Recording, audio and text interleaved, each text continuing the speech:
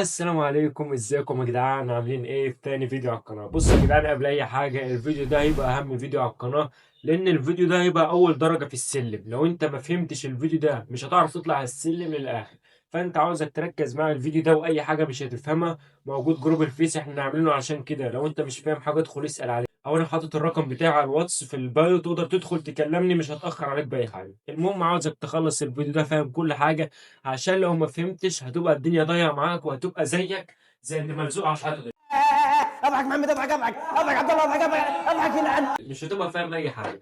فانا عاوزك تركز معايا كده، عشان الدنيا تبقى سهله معانا، وتقدر تكمل معانا باذن الله اللي جاي وانت فاهم كل حاجه. اقسم بالله انا بتمنى ان حد كان جالي لما انا بدات وكان فهمني الدنيا دي كلها، وكان قال لي الاداب دي بتعمل ايه والعنصر ده بيعمل ايه وكل حاجه لازمتها ايه. فانت يا ابن الحلال كده ويا بنت الحلال ركزوا معايا عشان تقدروا تفهموا الدنيا اللي جايه وما تتلخبطوش، وما يبقاش عندكم اسئله كتير، وتبقى فاهمين كل حاجه معانا بالتالي. يلا بينا دلوقتي هفتح البرنامج، ولو في حاجه محتاجه اشرحها هرجع تاني اصور وش لوش كده فيس تو فيس وهنشرحها تاني لبعض. ماشي، يلا بينا نخش على البرنامج، وباذن الله اشرح بالراحه كده عشان كلنا نفهم ومفيش حاجه تعدي عليكم. يلا بينا. بسم الله. دلوقتي احنا نفتح كانفا زي ما انتم شايفين كده. بعد ما فتح معانا، المهم اتاكدوا ان انتم محدثين البرنامج. بصوا زي ما انتم شايفين كده، دي كلمه انشاء. هتلاقي تحت في كلمة تصاميمك. التصاميم دي بيبقى محفوظ فيها التصاميم اللي انت عملتها، يعني اي تصميم انت عملته قبل كده هتلاقيه موجود هنا. القوالب هنا، لو هنا القالب اللي انت بتعدل عليه، ممكن برضو تعمل من عليها تغذية بصرية، او ممكن تلاقي قالب حلو انت تعدله، بس بلاش تعدل على اي قالب دلوقتي. احنا عاوزين نتعلم كل حاجة من الصفر، يعني اعتبر القسم ده اصلا مش موجود خالص. ماشي، خلينا في كلمة انشاء الاول دي. تعال نشرح القائمة اللي فيها إنشاء. القسم بتاع إنشاء بقى ده موفر عليك، يعني أنت لو مش عارف مقاس التصميم هتروح مثلا مختار أي واحد من دول، هتلاقيه موجود قدامك. عرض تقديم مستند مش عارف ايه، ننزل تحت هتلاقي مستند بطاقة العمل اللي هو البيزنس كارد ومش عارف ايه، والدعوة والملصق الستيكر والقصة. يعني هنا موفر لك حاجات قوي حلوة قوي، يعني انت لو مش عارف المقاس هتروح جايب اي حاجة من دول. مثلا انا دلوقتي مش، يعني انا عاوز مقاس معين، هروح دايس على تخصيص الحجم. شايف تخصيص الحجم دي في عرض وفي طول. في هنا هتلاقي تحت كلمة الوحدات سهم، هتدوس عليه هتلاقينا بالبكسل وبالبوصة والملي والسنتيمتر. خلينا مثلا دلوقتي بالبكسل. هنعمل مثلا تصميم على شكل مربع، يبقى نختار 1080 بكسل مثلا في 1080. كده احنا اخترنا حجم مخصص. بعدين هتدوس ابتكار تصميم جديد، او ممكن هو بص بيجيب لكم يعني حاجات من تحت برضو تقدر تختار منها. هتدوسوا ابتكار تصميم جديد. زي ما انتوا شايفين هتلاقوا الصفحة كده بيضة قدامكم. نبدأ من الصفر، الحاجات اللي تحت هنشوف كل حاجة بتعمل ايه. هتلاقي فتح معاك كلمة تصميم، جايب لك قوالب على نفس المثل اللي انت اخترته. احنا هنطلع منها كده، هتنزل الشريط اللي تحت كده، ودلوقتي زي ما انتوا شايفين كده الصفحة بيضة. هتدوس عليها دوسة، بصوا تدوس عليها دوسة كده تقدر تغير اللون بتاعها. شايفين اللون دي؟ ابيض، مش عارف ايه، اسود، تقدر تغير الالوان منها. نخليها مثلا ابيض. ماشي. شايفين بقى القائمة اللي تحت دي كلها؟ تعالوا اقول لكم كل حاجة لازمتها ايه. اول حاجة كلمة تصميم، قلت لكم لو في قوالب مثلا نفس المقاس تدوس على كلمة العناصر كده. دي اللي هتجيب منها كل حاجة، هتجيب منها المربعات، هتجيب منها الاشكال، هتجيب منها الصور. ممكن موسيقى لو هتعمل فيديو مش عارف مثلا يعني دلوقتي هنبحث على مثلا كلب مثلا، اي حاجة كده، كلب. هيجيب لك بصوا صور ومش عارف ايه وفيديوهات واستيكرات. مثلا اخترنا الكلب ده مثلا، هتدوس على اللي انت عاوزه كده، جابولك بالشكل. ندخل تاني على العناصر. هتلاقي فيه تصميم جرافيك وفيه صور. بصوا تصميم جرافيك جايب لكم كل اشكال بقى الكلاب مثلا اللي قدامكم. هتدوس على الغاء، ترجع هتلاقي جنب تصميم جرافيك فيه صور، فيه فيديوهات، فيه صوتيات، فيه ثلاثية الابعاد مش عارف ايه. نطلع بقى نرجع للصفحة الرئيسية، هتنزل برضو الشريط اللي فوق كده لتحت. ماشي. تاني حاجة موجود النص. شايفين كلمة النص ده؟ تدوس على النص كده، ده فيه الخطوط. طبعا كانفا حاطط لك شوية خطوط مية مية. بصوا هتنزل تحت هتلاقي الخطوط اللي انت عايزها، كل الخطوط موجودة. يعني والله كانفا كتر خيره، يعني هو بص جاب لك خطوط مش موجودة على ايه، ناس كتير بتنزلها من على مواقع بالعافية، هو جايبها لك كله هنا. فمثلا احنا دلوقتي هندوس اضافة عنوان. مثلا نكتب اه، تربية الكلاب مثلا. انا والله بقول اي حاجة وخلاص، بس نجرب مع بعض. تربية الكلاب. دوست اخترت النص وكتبته كده.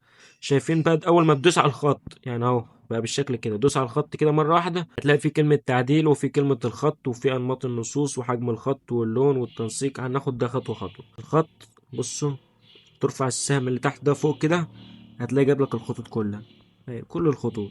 في بقى عريضة ومش عارف ايه، القائمة اللي فوق دول تقدر تغير منها مثلا كلمة عريض. مثلا الشكل ده، مثلا نختار الخط ده، تربية الكلاب. بعد ما اخترنا نوع الخط من كلمة الخط، في أنماط النصوص، ده مش عارف عنوان، دي مش مهمة قوي يعني، سيبك من كلمة أنماط النصوص. حجم الخط كده كده تقدر تكبر وتصغر، مش محتاج يعني تدوس على دي كذا مرة وتصغر وتكبر. بعدين اللون، هتختار بقى اللون اللي انت عاوزه، او لو عندك كود بتاع لون هتدوس على العلامة بتاع الالوان دي اللي على اليمين خالص، وتمسح كده الكود ده، وتكتب الكود اللي عندك هنا، وبعدين هتلاقي جاب لك اللون اللي انت كاتبه. نرجع خطوة، شايفين فوق بقى لو انت عملت مثلا غلطة وعاوز ترجع لورا خطوة، شايف السهم اللي فوق على اليمين خالص فوق، هتدوس عليه كده هتلاقيه رجع لك الخطوة اللي انت كنت عاملها قبليه. بعدين هتلاقي كلمة التنسيق، ده لو مثلا في خط كده مش عارف ايه كده، في خط تحتيه مش محتاجين ده برضو، هنطلع منه. هتلاقي كلمة التأثيرات، التأثيرات دي برضو مهمة هتحتاجها قوي. التأثيرات هتلاقي فيه مثلا هنا مظلل، بصوا هحاول اجيبها لكم مثلا بلون ابيض، تنزل تحت مثلا لون ابيض او لون اسود عشان يبان. نختار اللون الاسود، بصوا بيعمل ظل تحت الكلمة، تقدر بقى تتحكم فيه يمين شمال، او مثلا تخلي التموين كده.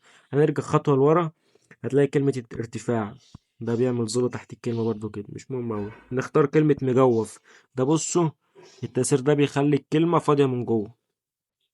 يبقى ندوس على الخط كده تاني، المخطط ده اللي هو بيحط حدود حول الكلمة، مثلا نخلي الكلمة لونها أسود، بصوا بقى الكلمة حوالينا لون أسود. نرجع خطوة لورا، ممكن بقى تجرب الحاجات دي كلها. نيون ده مثلا لو هتنور، بصوا بيخلي الكلمة تنور مثلا كده.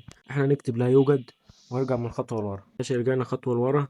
في التأثيرات دي الشفافية بقى، لو انت عاوز تزود الخط كده، تقلل تكبر الأوبيزيتي بتاعتك، ماشي. بعد ما تختار بقى وتظبط الخط بتاعتك اهو، ظبطته مثلا هنا. شايف كلمة الطبقات دي؟ اخترت الخط، كلمة الطبقات هتدوس عليها دي، تخلي مثلا الكلمة ورا الكلب، بصوا الكلمة بقت ورا الكلب. هتروح مطلعها لفوق فوق الكلب كده تاني، طلعت فوق الكلب، وتدوس اكس او تطلعها وتنزلها تحت زي ما انت عايز بكلمة الطبقات. كده احنا عرفنا القسم بتاع الخطوط ده بنعمل فيه ايه، يعني نركن كلمة الخطوط خالص. شايف كلمة معرض الصور دي؟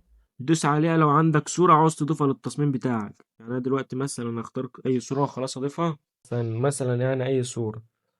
لو عايز دوست الصورة دي، مثلا اخترت الصورة دي، هتلاقي الصورة ظهرت قدامك كده. بعد ما تضيف الصورة هتلاقي الصورة ظهرت قدامك. في كلمة استبدال اللي تحت، لو انت عاوز تستبدل الصورة بصورة تانية.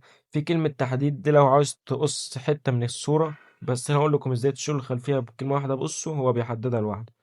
احنا نرجع خطوة لورا، دي كلمة ضبط لو عاوز تعدل الفلاتر بتاع الصورة، بصوا مش عارف ايه. نرجع خطوة لورا تاني، هتلاقي في كلمة مزيل الخلفية. شايف كلمة مزيل الخلفيات دي؟ هتدوس عليها دوسة واحدة بس كده، هتلاقي شالك الخلفية خالص. بصوا شالك الخلفية اهي، بقت الصورة بدون خلفية. يعني هتطلع كده، بعد ما تختار الصورة هتلاقي من الحاجات اللي تحت كلمة مزيل الخلفيات، هتدوس عليها هتلاقي شالك الصورة كده بالخلفية. هتدوس على كلمة مزيل خلفيات لو عاوز تمسح بقى بإيدك انت مثلا حاجة، بصوا هتدوس على كلمة الممحاة السحرية وتروح دايس عليها هتلاقي مسحها لك. مش عاوزين نمسح عشان الصورة مالها حلو. وانا في شوية حاجات برضو يعني مش محتاجين قوي، مع الوقت هتلاقي نفسك فاهم. نرجع خطوة لورا، بعد ما اخترنا الصورة وشيلنا الخلفية بتاعتها، قلب في الحاجات اللي تحت هتلاقي في كلمة ممحاة البكسل. دي لو عايز تقص حتة من الصورة، بصوا اهي، قصينا مثلا حتة من الصورة دي كده. لو مثلا انا قصيت حتة بالغلط زي كده، عاوز ارجع الحتة دي تاني، شايفين السهم اللي قلت لكم عليه فوق؟ هتدوس عليه كده رجع لك، دوس تاني هتلاقي رجع لك الحتة اللي تحت خالص اهو، يرجعها لك زي الاول. لو انا مثلا مسحت الحتة دي عاوز ارجعها، في كلمة استعادة اهي، هتروح مرجعها كده بصوا بترجع تاني. هنرجع على السهم اهو رجع لك الصورة. هتدوس على الصورة برضو، في هنا الفلاتر، في كذا فلتر برضو تقدر تعدل منه. وبعد كلمة الفلاتر في التأثيرات، في الظل، هنا برضو علمك ازاي تعمل ظل من التصميم بتاعك للصورة اهي. مثلا في توهج، مثلا في مش عارف ايه، ألف في الحاجات اللي تحت هتلاقي في كلمة خلفية مثلا زي كده، تقدر تعمل ظل زي كده مثلا، وتقرب كده وتبعد اهو مثلا.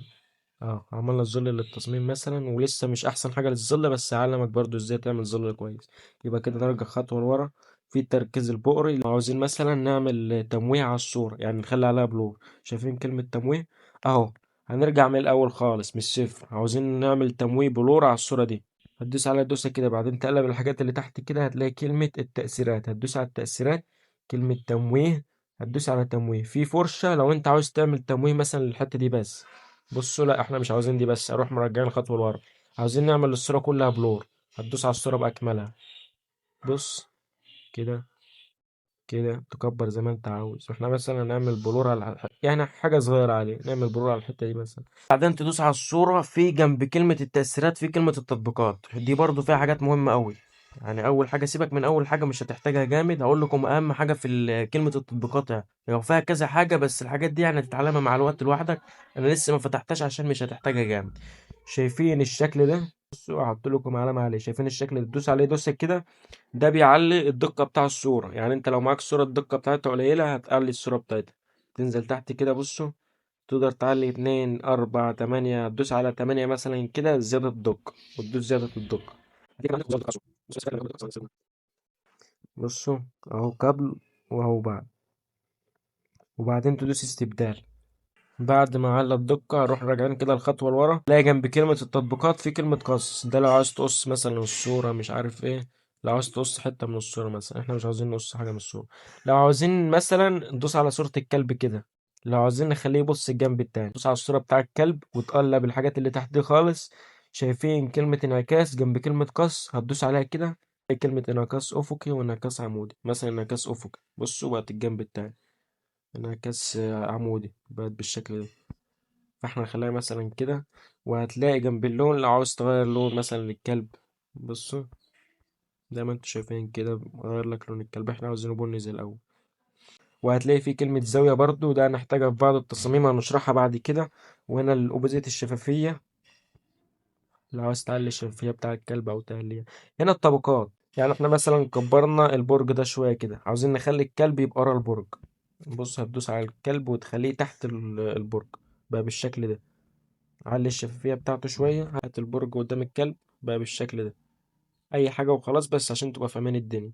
ماشي، بعد ما تدوس على الصورة هتلاقي الأوبزيت التطبيقات مش عارف ايه كده. جربنا كل حاجة، تصميم والعناصر والنص ومعرض الصور والعلامات التجارية دي مش مهمة أوي. وهنا التحميلات. تعالوا بقى على الأدوات، شايفين كلمة الأدوات دي ممكن تحتاج منها حاجات زي مثلا القلم ده. مثلا لو عاوز ترسم تكتب مش عارف ايه هتحتاجه. في مثلا العلامة دي، في مثلا عاوز تكتب نص تاني. يعني مش مهم أوي فيها، بس ممكن الرسم، يعني هو فيها الرسم حلو أوي. بعد ما شخبطنا كده عاوزين نرجع زي ما قلت لكم، هنرجع التصميم كيف زي الأول. هتدوس على السهم اللي فوق أهو، بصوا بيمسح الحاجات اللي انت عملتها بالغلط. يمسح كده كده، رجعنا زي الأول. ماشي. هتلاقي تحت جنب كلمة الأدوات في كلمة المشروعات. المشروعات دي مثلا لو انت عامل تصميم في المشروعات يعني قبل كده، هتدوس عليه كده هتلاقي جاب لك المشروعات، احنا مش عاوزينه مثلا. فهنرجع خطوة كده. ماشي. وندوس على الصح اللي تحت على الشمال خالص بقى بالشكل ده. عاوزين نعدل مثلا مكانها، نحرك كده نحرك كده. عاوزين نقص مثلا حتة منه، شايفين بصوا بالشرطة كده اهو، كبر قص، كبر صغر بإيدك كده زي ما انت شايف. فاحنا هنظبط كل حاجة مكانها كده. وهتدوس صح هتلاقي جنب كلمة المشروعات في التطبيقات اللي انا قلت لك عليها، وفي الصور وفي الخلفية. تقدر تضيف خلفيات من هنا برضو، مثلا نختار دي زي ما انتوا شايفين، ونخلي لون الكلمة اهو. طبعا الكلمة بقى لونها بصوا نفس اللون بتاع الصحراء، فاحنا كده مش شايفين حاجة. هتضيف على الكلمة كده وتخلي اللون زي ما قلت لك اللون أبيض مثلا، بقى بالشكل بقى باين كده أوضح. تعالى بالحاجات اللي تحت دي مش مهمة أوي. في بقى لو انت مثلا دوس على عناصر، لو انت مثلا الكلب ده عجبك وعجبتك صورته وعاوز تستخدمه بعد كده في تصميم، هتدوس عليه دوسة مطولة كده. هتلاقي في كلمة تحت اسمها التمييز بنجمة، دوس على التمييز بنجمة كده. هيتحفظ عندك. هقول لك بقى تجيبه ازاي بعد كده لما تدخل تبحث عليها، هقول لك هجيبه ازاي. شايف القائمة اللي تحت دي؟ هتقلب كده على الشمال خالص هتلاقي في حاجة اسمها العناصر المميزة، علامة النجمة. هتدوس على علامة النجمة دي كده، هتلاقي اتحفظ عندك كده بالشكل ده. مثلا عاوز تحذف الصورة، شايف بقى لما تدوس على الصورة في حاجات ظاهرة فوق، في 3 حاجات اهو بصوا. في 3 حاجات فوق اهو، علامة السلة حذف، حذف الصورة. عاوزين نرجعها تانية بالعلامة اللي فوق. هتدوس على الصورة تاني في علامة تكرار، علامة الموجة بتعمل كده هتلاقي كرر لك الصورة تاني. نحذف الصورة دي. بس كده احنا زي ما عرفنا القائمة اللي تحت المهمة. الحاجات اللي تحت كده بعد كده هنفهمها دلوقتي. مثلا الكلب ده في الصحراء عاوزين نعمل له ظل يعني يحس ان هو طبيعي شوية. هتروح داخل على العناصر زي ما انت شايف كده، تمسح كلمة الكلب او تدوس على علامة اكس كده تمسحها مرة واحدة وتكتب ظل. تكتب ظل هتلاقي ظهر لك حاجات زي كده، هتلاقي حاجات زي كده ظهرت لك كتير. تدور على الظل المناسب، تدوس عرض على الكل، عرض الكل، هتلاقي حاجات زي كده. مثلا شايف اللي تحت ده خالص، عجبتني دي مثلا، هتروح واخدها كده. عاوزين ننزلها تحت الكلب، بدل ما هي فوق الكلب كده والكلب مش باين، عاوزين ننزلها. هتروح دايس على الظل، وهتقلب الحاجات تحت كده على الشمال خالص، هتلاقي في كلمة ايه، طبقات جنب الشفافية. هتدوس على الطبقات وتشيلها كده وتنزلها تحت الكلب. بص نزلت تحت الكلب. هتحركها بقى تحطها تحت الكلب كده، عشان تحس ان الكلب فعلا قاعد على الرملة بالشكل ده. تظبط بقى انت الصورة، الظل تحت الصورة بتاعتك كده. عاوز تحط تحت كل رجل مثلا ظل، حط مثلا الصورة تحت الكلب كده كلها. ونظبط البرج ده شوية كده، ونجيب برضو ظل زي اللي اخترناه. بصوا ظهر لك كذا ظل تاني، نختار ده مثلا. ازاي بقى ننزله تحت البرج؟ اهو هقول لكم، خليكم معايا خطوه بخطوه عشان تشوف انت حفظت ولا لا. هتدوس عليه دوسه كده، هتقلب الحاجات اللي تحت اللي ظاهره لك دي على الشمال كده، لحد ما تلاقي كلمه الطبقات. هتدوس على الطبقات كده، تنزله بايدك تحت البرج. بص نزل تحت، ونزله تحت الكلب كمان عشان ما يبقاش جاي على الكلب. بصوا ظهر تحت الكلب اهو، بالشكل اللي انتوا شايفينه ده. فبقى بالشكل ده تربية الكلاب اهو. مثلا عاوزين نخلي لها خلفية، يعني يبقى فيه خلفية تحت الكلمة. هتروح دايس اهو، دوس على الكلمة كده، قلب شمال شوية هتلاقي كلمة التأثيرات، قلب شمال قلب شمال هتلاقي فيه كلمة الخلفية ظهرت لك بالشكل ده. لو عاوزين نغير لون الأسود ده نخليه أي لون تاني، هتلاقي فيه كلمة اللون، دوس عليها هتختار اللون اللي انت عاوزه، مثلا اللون البرتقالي. مثلا نرجع خطوة بالسهم اللي فوق ده شوية، هنا استدارة تخلي الكلمة معمولة بزاوية كده، التباعد، تقريب، تكبير، زي ما انتوا شايفين كده. يا رب تكونوا فاهمين، انا بحاول بس اوضح كل حاجة. ومعلش على الناس اللي فاهمة الحاجات دي كلها، بس في ناس لسه بادئة في البرنامج فمش فاهمين اي حاجة. فانا معاكم من الصفر لكني مش عارف اي حاجة. فبعد ما اخترنا اللون ده مثلا، طب بصوا هقول لكم على حاجة جديدة بقى. لو انت مثلا عاوز تعمل خلفية لون البني اللي في الكلب ده، هتدوس على كلمة اللون. شايف العلامة بتاع الألوان الموجب اللي فوق دي، هتدوس عليها. شايفين بقى القلم اللي تحت خالص، الفرشة دي هتدوس عليها دوسة كده. بعدين تطلع بصوا، تختار مثلا اللون البني ده وتدوس تم. بص الخلفية بقت نفس اللون بتاع اللون الكلب. لو عايز مثلا تختار اللون الأحمر اللي في البرج، تدوس على العلامة الفرشة اللي تحت، تاخد الفرشة تشدها على اللون الأحمر ده، بعدين تختار كده بقى بالشكل اللي انتوا مثلا عاوزين نختار اللون الأبيض بتاع السماء، هتدوس عليها كده تختار كده بقى بالشكل ده. تقدر بقى تبص، تقدر تغير لون من هنا، تتقل اللون، تخفف اللون، مش عارف ايه، مثلا نختار اللون ده، حاجة زي كده وخلاص. فبقى بالشكل عندك كده تصميم، أو حاجة بسيطة. مثلا انت عاوز تحط سما ورا التصميم، هتدوس على عناصر. العناصر دي اللي قلت لكم هتجيبوا منها الصور كلها، اي حاجة انت عاوزينها تجيبها من العناصر. هتمسح كلمة الظل وتكتب مثلا غمامة، غمام اللي هو في السما. تدوس على غمامة هتلاقي في كذا شكل يظهر لك زي ما انتوا شايفين كده. بصوا حاجات واقعية وحاجات كرتون. احنا بما ان التصميم كرتون فممكن نختار الشكل ده مثلا، نختار الشكل ده مثلا بالشكل اللي انتوا شايفينه ده. عاوزين نكرر السحابة دي او الغمامة دي، هتدوس عليها دوسة كده، بعدين العلامة اللي جنب السلة تكرار هتلاقيها اتكررت كده. صغرها كده مثلا، صغرها كده، تقدر تكتب في السحابة دي اي كلام انت عاوزه. بصوا بقى بالشكل اهو، تصميم بسيط خالص. ازاي بقى نكتب في السحابة دي كلام؟ اهو كلمة النص اللي تحت، هتدوس على النص كده، اضافة عنوان، وتكتب مثلا اللي انت عاوزه، مثلا الكلب اكتب دوج بقى بالشكل ده مثلا. وغير اللون، دوس على الكلمة كده، قلب الكلمة شمال هتلاقي كلمة اللون، دوس عليها، اختار مثلا اللون ده البني، وتشدها لفوق كده تحطها على السحاب. عاوز تغير لون، اختار اللون، غير مثلا خليه اللون ده، خليه اللون ده اللي انت عاوزه. المهم انت يعني انت وذوقك. ماشي بقى بالشكل ده. في التصميم بقى زي ما انتوا شايفين كده كل حاجة واضحة. فانا دوست على عناصر تاني عجبني، مثلا شكل الطبق بتاع الاكل ده. ثواني، الدوج ده هتدوس عليه، تصغر الطبق زي ما انتوا شايفين كده، تحطه مثلا قدام الكلب اهو. صغر الطبق كده مثلا، نحطه كده.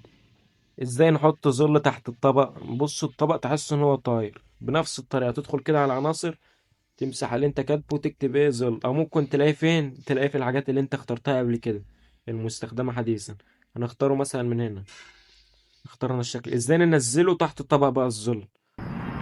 يا بوحة سعادتك بتكلمني؟ اهو، دوس عليه، بعدين هتلاقي تحت على الشمال خالص قلب قلب قلب، هتلاقي كلمة الطبقات، دوس على الطبقات، شده تحت الطبق. شايفين الظل اهو، شدناه تحت الطبق وصغر كده على قد الطبق، بقى بالشكل ده، بقى بالشكل الجميل اللي انتوا شايفينه ده. فبصوا التصميم. مثلا احنا دلوقتي عاوزين نحط ايه؟ عاوزين نحط شمس مثلا، نحط شمس جاية من فوق، ندخل على العناصر، نبحث شمس، اي حاجة انتوا عاوزينها هتلاقوها في العناصر، اكتبوا شمس، يبقى هتلاقوا فيه كذا حاجة ظهرت قدامكم، اختاروا اللي عجبكم. مثلا تصميم الجرافيك، بما ان التصميم بتاعنا كرتون فانا عجبتني مثلا الشكل ده، فاخترنا الشمس زي ما انتوا شايفين كده، وتصغروها مثلا بقى بالشكل ده.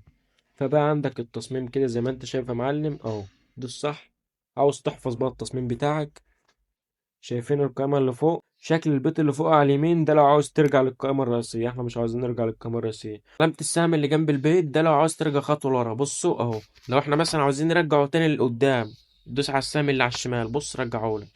هتلاقي فيه كلمة تنزيل، علامة التنزيل دي لو عاوز تحفظ التصميم. لو عاوز تنزل مثلا التصميم PDF مش صورة، هتدوس على السهم اللي طالع لفوق كده، بعدين كلمة تنزيل، هتلاقي فيه كذا حاجة ظهرت قدامك، في كلمة بنج كده، تدوس على نوع الملف، تختار بقى PDF، تختار PDF للطباعة لو عاوز نطبع التصميم ده مثلا. بعدين نظام الألوان، الكلمة اللي تحت دي تدوس عليها، تختار CMYK، وبعدين تنزل التصميم، بس نزل عندك. مثلا دلوقتي عاوزين نبعت التصميم ده لحد عشان يعدل عليه مثلا، هتدوس على السهم اللي فوق في كلمة مشاركة زي ما انتوا شايفين كده، دوس على مشاركة، هتلاقي في كلمة نسخ الرابط، تدوس عليها، بس تدوس هنا الأول، وأي شخص لدى الرابط تدوس نسخ الرابط، وتبعت لي مثلا أنا التصميم أعدل عليه كده، ماشي. فبس التصميم زي ما انتوا شايفين كده، القائمة الرئيسية بقت ظاهرة قدامكم. الحاجات اللي تحت دي هنستخدمها بعد كده بس مع الوقت، يعني هقولك ازاي تنزلها عشان فيها حاجات مهمة برضو هنستخدمها. فزي ما انتوا شايفين هنا العناصر، هنا لو عايز تبحث على أي حاجة تدخل هنا تبحث، وتمسح اللي انت باحث عليه قبل كده، تروح منزل الشريط اللي تحت كده. في كلمة النص لو عاوزين نكتب بالنصوص، أنا بكرر على السريع عشان اللي ما خدش باله الأول ياخد. هتلاقي في خطوط كتير أهو، الخط اللي يعجبك اختار منه. هتلاقي في كلمة معرض الصور لو عندك صورة عاوز تنزلها. فالتصميم زي ما انتوا شايفين كده بقى بالشكل السهل اللي انتوا شايفينه. فيا رب تكونوا فهمت الدنيا، والله انا حاولت على قد ما اقدر ابسط الشرح. فتعالوا نقلب الكاميرا عشان اتكلم معاكم كلمتين قبل ما اقفل الفيديو. هو انت قلت ايه انت ولا عملت ايه انت ولا انت قلت ايه ولا عملوا لك ايه؟ وبس يا جدعان، زي ما انتوا شايفين الشرح بسيط والدنيا سهلة، انت بس حاول تفهم على قدك، ما تستعجلش انك تبقى مية مية في يوم واحد. انا عاوزك بس تاخد كل حاجة سلم سلم لحد ما توصل للمستوى اللي انت عاوزه. فلو ما فهمتش من اول مرة عيد الفيديو مرة واتنين لحد ما تفهم. واي حاجة انت ما فهمتهاش تقدر تكلمني على الواتس او تنزل على جروب الفيس، بدل واحد هيرد عليك 20 واحد. المهم تبدأ يا معلم، ما تتأخرش. انا عاوزك بعد ما تقفل الفيديو دلوقتي المطلوب منك تعمل تصميم زي اللي انا عملته ده بالظبط، تتبع الخطوات، حتى لو هتقلد التصميم هو هو، بس انت لو عاوز تشوف الفرق في مستواك، مثلا بدل الخلفيه اللي هي الصحراء دي اختار مثلا خلفيه بيت قدامه نجيله. هتجيب الخلفيه منين؟ تقدر تجيب الخلفيه من على بنترست، البرنامج بتاع بنترست او الموقع، او لو كتبت في العناصر برضو بتاع كانفا خلفيه منزل، هتلاقي ظهر قدامك كذا خلفيه اللي انت عاوزها. فبس يا معلم، المهم التصميم اللي تخلص النهارده نزل على جروب الفيس انت وهي عشان نقدر نشوف ناقصك ايه، وهقول لك التعديلات على التصميم بتاعك عشان اشوف انت فهمت الدنيا ولا لا. فباذن الله مع الوقت كمان فيديو ورا التاني هتلاقي نفسك فهمت كل اداة بتعمل ايه، والموضوع بقى سهل معاك. المهم تبدا من دلوقتي، مش عاوزك تكسل، حتى لو شايف الموضوع بسيط والحاجات دي انت عارفها، عيدها من تاني علشان التكرار بيعلم ايه؟ بيعلم الشطان. بس اشوفكم على خير في فيديو جديد. سلام. Bye, have a great time.